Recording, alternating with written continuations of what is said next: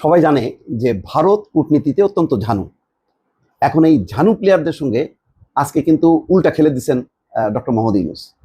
ভিডিওর শুরুটা দেখেন, ভারতের প্রধানমন্ত্রী সহ সবাই বসে আছেন। ডক্টর মোহাম্মদ ইউনূস যখন ঢুকছেন এক এক করে কিন্তু সব দাঁড়ায় গেলেন, লাস্টে নরেন্দ্র মোদীও উঠে দাঁড়ালেন। এটা তো গেল। এই ভিডিওতে প্রমাণ করে যে ভারত উল্টা অত্যন্ত আকাঙ্ক্ষিত ছিল এরকম একটি বৈঠকের জন্য। আপনাদেরকে একটি গুরুত্বপূর্ণ ব্রেকিং নিউজ দিচ্ছি। ব্রেকিং নিউজটি হলো আগামী 16ই সেপ্টেম্বর নরেন্দ্র মোদীর রাজনীতির জীবনের শেষ দিন বলে উনি উল্লেখ করেছেন যে তার রাজনীতি সে এখানেই স্টপ করবে। আগামী 16ই সেপ্টেম্বর 2025, মাত্র কয়েক মাস সময়ের পরে নরেন্দ্র মোদী রাজনীতি থেকে বিদায় নিবে, ভারতের প্রধানমন্ত্রীর পদ থেকে বিদায় নিবে এবং তার দল থেকে অন্য কেউ প্রধানমন্ত্রী হবে এবং রাষ্ট্র পরিচালনা করবে। ইউনূস মোদী বৈঠকের পরেই আরেক অকল্পনীয় সুখবর পেলেন professor doctor Mohammad Yunus. Doctor Yunus আবারও নোবেল পুরস্কার পেতে পারেন। দর্শক, এক ব্যক্তি দুইবার নোবেল পুরস্কার পায় এরকম ঘটনা আছে, এরকম ইতিহাস। দর্শক, বেশ কয়েকটি গুরুত্বপূর্ণ খবর নিয়ে হাজির হয়েছে আপনাদের সামনে, যার কিছুটা অংশবিশেষ ইতিমধ্যে আপনারা শুরুতেই দেখেছেন। তো দর্শক, ভিডিওটি শুরুটা দেখে আপনারা বুঝতে পেরেছেন যে আজকের ভিডিওটা কতটা গুরুত্বপূর্ণ এবং ঠিক কোন বিষয়টি ইঙ্গিত করেছে। তাই বলবো, ভিডিওটি যারা অন করেছেন না টেনে সম্পূর্ণ নিউজটি মনোযোগ সহকারে দেখতে থাকুন, তাহলে আজকের মূল বিষয়টি আপনারা বুঝতে পারবেন। তো দর্শক, কথা আর বাড়াবো না, ভিডিওতে চলে যাব। তার আগে আপনাদের কাছে অনুরোধ, আপনি যদি আমাদের চ্যানেলে নতুন দর্শক হয়ে থাকেন তাহলে চ্যানেলটি সাবস্ক্রাইব করে পাশে থাকা বেল আইকনটি বাজিয়ে দিতে ভুলবেন না। আর যারা অলরেডি আমাদের চ্যানেলটি সাবস্ক্রাইব করেছেন তাদেরকে জানাই অসংখ্য ধন্যবাদ। চলুন ভিডিওটি শুরু করা যাক। আগে মনে করা হচ্ছিল যে বাংলাদেশ মনে একদম মুখায় আছে, সাইড লাইনে বৈঠকের জন্য চিঠি দিল, এত কেন নম।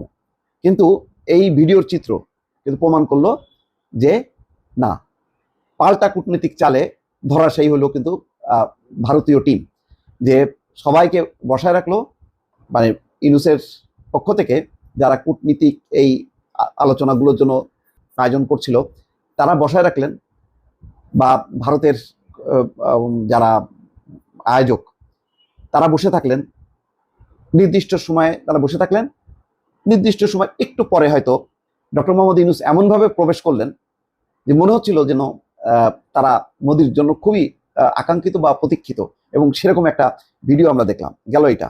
তারপরে দেখেন, সম্পর্ক বিনির্মাণের ক্ষেত্রে, ঘনিষ্ঠ করার ক্ষেত্রে কিছু স্মৃতি, কিছু চিহ্ন, কিছু উপহার, সেগুলি অনেক বড় ফ্যাক্টর হিসেবে কাজ করে। ডক্টর মোহাম্মদ ইউনূস কিন্তু সেই কাজটি করলেন।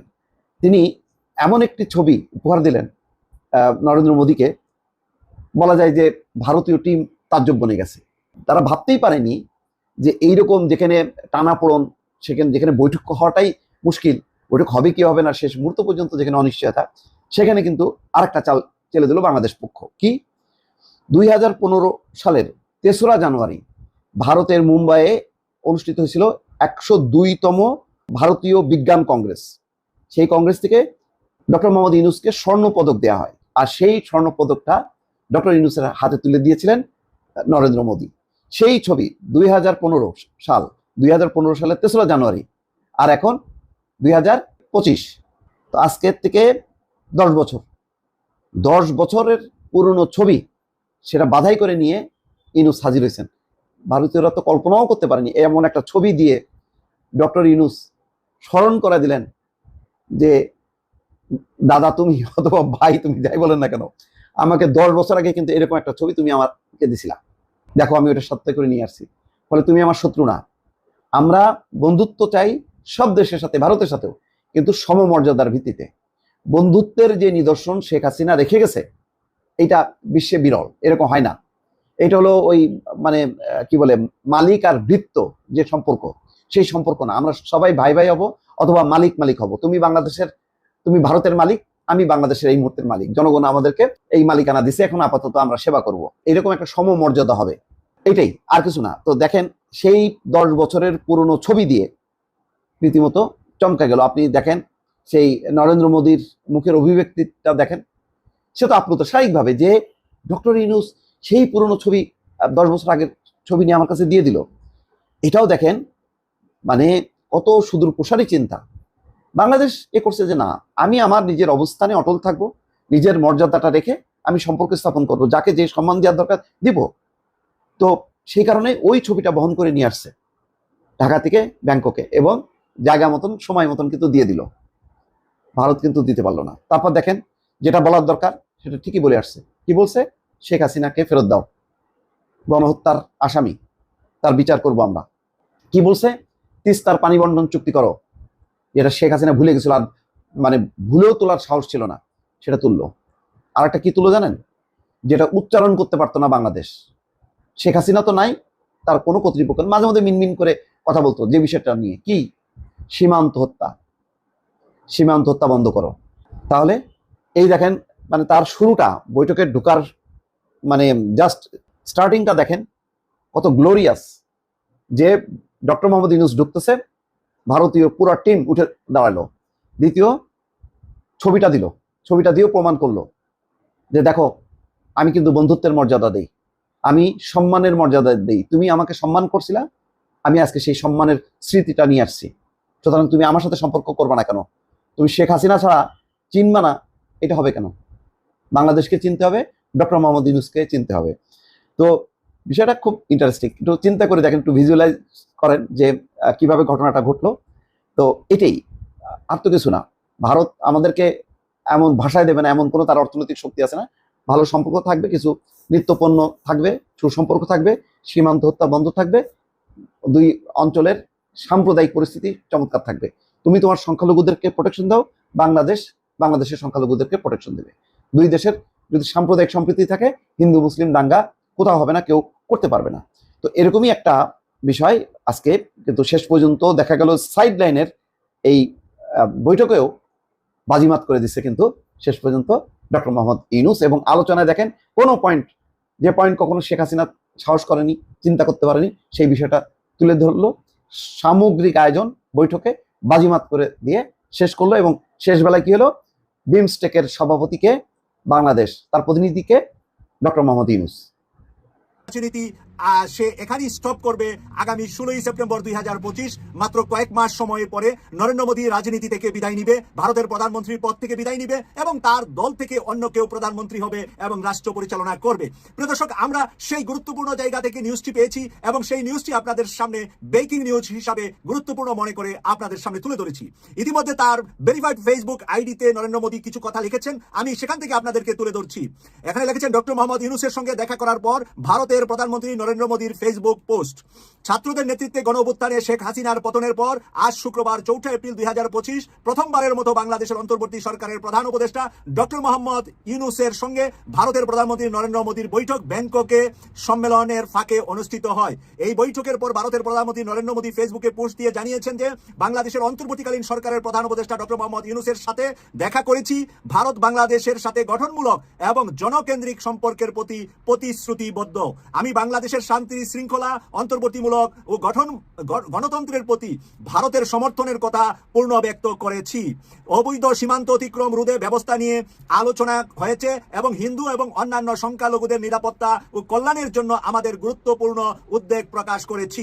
এই বৈঠকে নানা প্রসঙ্গের সঙ্গে উঠে এসেছে ভারতে থাকা শেখ হাসিনাকে দেশে ফেরত পাঠানো প্রসঙ্গে। সাংবাদিকদের প্রশ্নের জবাবে পররাষ্ট্র সচিব বিক্রম মিশ্রি বলেন, শেখ হাসিনা প্রত্যাবর্তন নিয়ে আলোচনা হয়েছে, এ বিষয়ে আর কিছু বলা যাচ্ছে না। একজন রাজনৈতিক বিশ্লেষক মন্তব্য করেছে, শেখ হাসিনাকে তুরুপের তাস হিসাবে রাজনৈতিক খেলায় যতদিন ভারত ব্যবহার করবে ততদিন বাংলাদেশের জনগণ ভারতকে বিশ্বাস করবে না। একজন রাজনৈতিক বিশ্লেষকের এই বক্তব্য। এখন শেখ হাসিনাকে তুরুপের তাস হিসাবে ভারত খেলতে চাচ্ছে। শেখ হাসিনাকে সামনে রেখে ভারত বাংলাদেশের সাথে সুসম্পর্ক করার যদি তাদের চিন্তা মাথায় আসে, তাদের 7 সিস্টারকে রক্ষা করতে হয়, এখন ডক্টর মোহাম্মদ ইউনূসের হাতে শেখ হাসিনাকে তুলে দেওয়ার সিদ্ধান্তে তারা এগিয়ে যাচ্ছে। আমি মনে করছি যে এই সিদ্ধান্ত ভারত নিবে, কারণ বেইমানের সাথে বেইমানি পৃথিবী করে যায়। কোনো গাদ্দারের সাথে আরেক গাদ্দার কখনো ভালো ব্যবহার করে না। শেখ হাসিনা এবং তার পরিবার যত কিছু ভারতকে দিয়েছে, কিন্তু আজকে শেখ হাসিনা এবং তার পরিবারের বিরুদ্ধে সবচাইতে কঠিন অবস্থানে যাবে ভারত, কারণ তার ভারত নতুবা ভেঙে যাবে শুধুমাত্র হাসিনা ইস্যুতে। এক হাসিনার জন্য ভারত যদি 7 সিস্টার আলাদা হয়ে যা, ভারত যদি খান হয়ে যা, তাহলে নরেন্দ্র মোদী এবং তার দলের কবর রচনা হবে ভারতের জনগণের হাতে। তাই জনগণ থেকে ভারতের এই যে বিজেপি দলটি গণদুলাই থেকে বাঁচার জন্য, গণদুলাই থেকে রক্ষা পাওয়ার জন্য তারা এখন শেখ হাসিনাকে বাংলাদেশের কাছে ফেরত দিবে বলেই আমি বিশ্বাস করি। এবং নরেন্দ্র মোদী আগামী 16ই সেপ্টেম্বর ঘোষণা দিয়েছে সে ভারতের প্রধানমন্ত্রী এবং বিজেপির রাজনীতি এবং তার জীবনে রাজনীতি থেকে সে সরে দাঁড়াবে, সে রিটায়ার করবে, অবসর নেবে, আর রাজনীতি করবে না। ইউনুস মোদি বৈঠকের পরেই আরেক অকল্পনীয় সুখবর পেলেন professor doctor Mohammad Yunus. Doctor Yunus আবারও নোবেল পুরস্কার পেতে পারেন। দর্শক, এক ব্যক্তি দুইবার নোবেল পুরস্কার পায় এরকম ঘটনা আছে, এরকম ইতিহাস। তো প্রফেসর ইউনুস একবার নোবেল পিস প্রাইজ পেয়েছেন, শান্তিতে নোবেল পেয়েছেন, তিনি আবারও শান্তিতে নোবেল পেতে পারেন। তিনি যেভাবে এগিয়ে যাচ্ছেন, যেভাবে একটা গ্লোবাল সমস্যা সমাধান করছেন, একটা রিজিওনাল সমস্যা সমাধান করছেন, তাতে প্রফেসর ইউনুস আবারও নোবেল পেতে পারেন, সেই রাস্তা আমি দেখতে পাচ্ছি। দর্শক, অকল্পনীয় বড় বড় সুখবর আমরা পাচ্ছি। আপনারা জানেন যে সার্ক পুনরুজ্জীবিত করে দিবে, এটা আমাদের দক্ষিণ এশিয়ার স্থিতিশীলতার জন্য, উন্নয়নের জন্য গুরুত্বপূর্ণ ভূমিকা পালন করবে। প্রফেসর ইউনুসের উদ্যোগে এটা হচ্ছে। আবার বাংলাদেশ আসিয়ানের সদস্যপদও পেতে পারে। এটা বাংলাদেশ, এটা পিস রিলেটেড না, এটা ইকোনমি রিলেটেড। কিন্তু রোহিঙ্গা ক্রাইসিস এমন একটা সমস্যা, বিশ্বের সবচেয়ে বেশি শরণার্থী তৈরি হয়েছে বা দ্বিতীয় বৃহত্তম শরণার্থী তৈরি হয়েছে এই রোহিঙ্গা ক্রাইসিস বা মিয়ানমারের এই ক্রাইসিসকে কেন্দ্র করে। অতএব রোহিঙ্গাদেরকে আশ্রয় দিয়ে শেখ হাসিনা কিন্তু নোবেল প্রাইজ পাওয়ার একটা চেষ্টা চালিয়েছেন, এমনকি লবিস্ট নিয়োগ করেছেন বলে আমরা শুনেছি। যে রোহিঙ্গাদের আশ্রয় দিয়েছে, বিশাল মানবতাবাদী কাজ করেছে। এমনিতে আওয়ামী লীগ রোহিঙ্গাদের আশ্রয় দেওয়া বা এই ধরনের কাজের ঘোর বিরোধী আদর্শিকভাবে। এটা বিএনপি আশ্রয় দিত, জিয়াউর রহমান থেকে শুরু করে খালেদা জিয়া আশ্রয় দিত, কিন্তু আওয়ামী লীগ আমলে 96 থেকে 2001 তারা কিন্তু রোহিঙ্গাদের একদম আশ্রয় দিত না। এমনকি এই রোহিঙ্গারা যখন আশ্রয় নিতে আসছিল, অনেকবার শেখ হাসিনা সরকার তাদেরকে তাড়িয়ে দিয়েছে, তাদের নৌকা ভিড়তে দেয়নি, তাদেরকে মৃত্যুর মুখে ঠেলে দিয়েছে। এবং আওয়ামী লীগের লোকজন এই রোহিঙ্গাদেরকে জামাত ট্যাগ দিত, যে এরা জামাতের ভোটার, রোহিঙ্গারা এসে এরা জামাতের ভোটার হয়ে গেছে 91 সালে বিভিন্ন সময়। এই কথাবার্তা কিন্তু আওয়ামী ন্যারেটিভ ছিল। কিন্তু হঠাৎ করেই শেখ হাসিনা লক্ষ লক্ষ রোহিঙ্গাদেরকে আশ্রয় দিলেন এবং বর্ডার খুলে দিলেন। কেন দিলেন জানেন? এটা আওয়ামী লীগের আদর্শ বা আওয়ামী লীগের বা শেখ হাসিনা আদর্শের সাথে যায় না। শেখ হাসিনা তো মানবতা বিরোধী অপরাধী। শেখ হাসিনা তো সীমার, ওর মনের মধ্যে কোনো দয়াময় ছিল না। ও তো শিশুদেরকেও হত্যা করতো, মানুষকে হত্যা করতো। রিমান্ডে মায়ের দুধ খেতে দিত না ছোট শিশু বাচ্চাকে। শেখ হাসিনা ছিল এতটাই পাষাণ, সেই শেখ হাসিনা রোহিঙ্গাদেরকে আশ্রয় দিবে এটা অসম্ভব। কেন আশ্রয় দিয়েছিল? যাতে নোবেল পায়। কিন্তু খায়েশ মেটে নাই, নোবেল পায়নি। তার যে দুর্বিসন্ধি এটা হয়তো বুঝতে পেরেছে সবাই।